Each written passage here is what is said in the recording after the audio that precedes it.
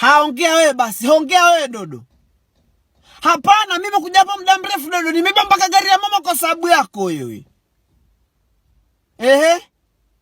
Haoniambia tu aje ama uji njue tu moja natoke.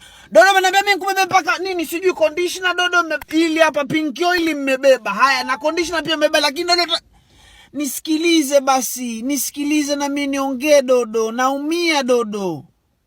Hujui lakini Dodo mbona ongea sana kuliko mimi wewe? Sasa hapo mwanaume nani wewe aumie? Sasa mimi kosa langu liko. Yeye jamani mjinga sana.